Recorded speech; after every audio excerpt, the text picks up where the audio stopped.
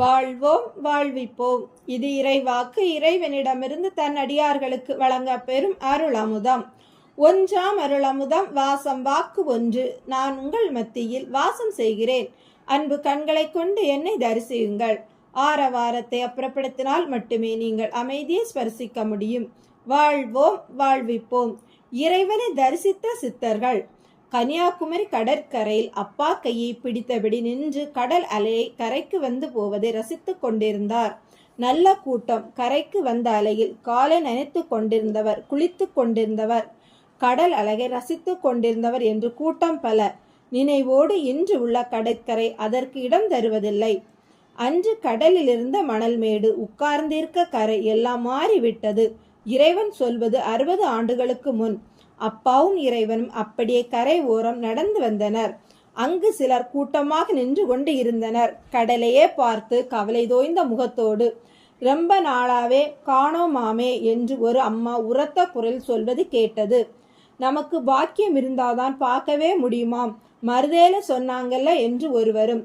சரி, எம்புட்டு நேரமாதான் நிற்கிறது, போவோமா என்று ஒருவர் கூற, அப்பா அவரிடம் யாரை தேடுகிறீர்கள் என்று கேட்க, மாயம்மாவதான் பார்க்கலாம்னு மருதேல இருந்து வந்தோம், கொடுப்பனை இல்ல போல அந்த அம்மா ராகத்தோடு சொல்ல, அப்பதான் அப்பாவுக்கே மாயம்மா அங்க இல்லைங்கிற விஷயம் புரிந்தது.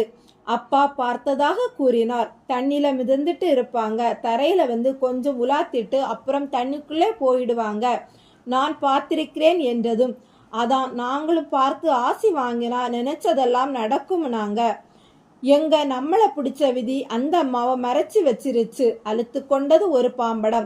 ஆசை பற்றி கொண்டது இறைவனை.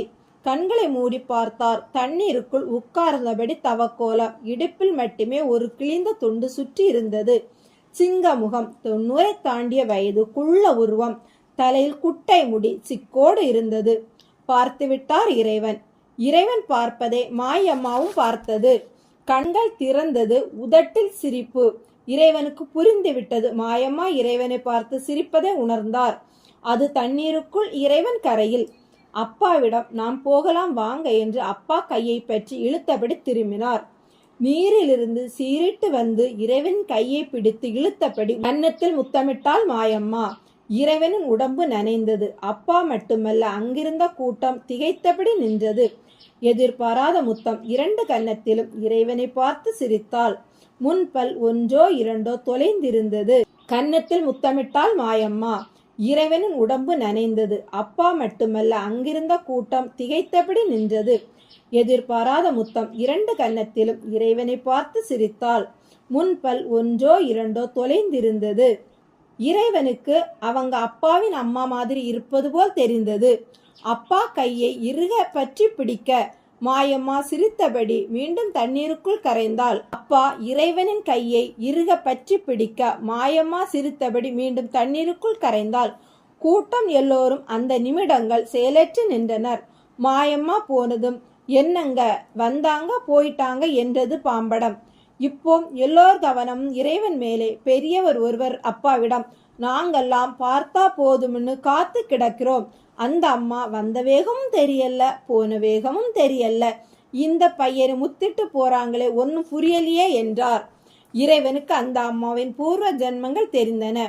இதுதான் மாயம்மாவோட இறைவனுக்குள்ள முதல் சந்திப்பு. அதன் பிறகு நிறைய சந்திப்பு நிகழ்ந்தன. இறைவனை தரிசித்த சித்தர்கள் என்கிற போது மாயம்மாவும் நினைக்க தோன்றும். வாழ்வோம் வாழ்விப்போம்.